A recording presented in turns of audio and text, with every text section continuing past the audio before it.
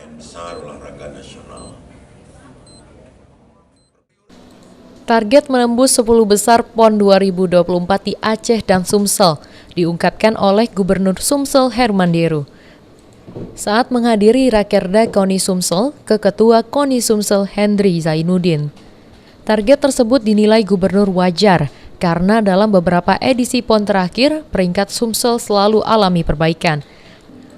Dan terkait anggaran untuk KONI yang membidangi olahraga, Gubernur akan memberikan namun harus sesuai dengan kebutuhan dan prestasi. Iyalah,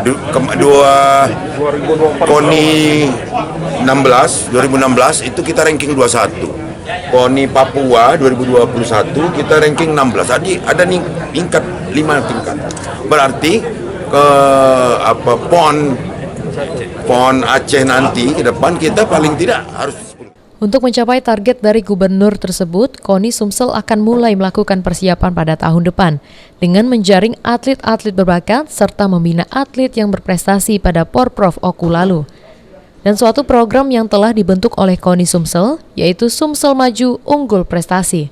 Mempersiapkan atlet-atlet kita, atlet-atlet yang sudah kita seleksi dari hasil Porprov, kemudian juga kita akan menjaring juga talent-talent yang tidak mengikuti Porprov tapi juga punya prestasi di level nasional, juga akan kita rekrut.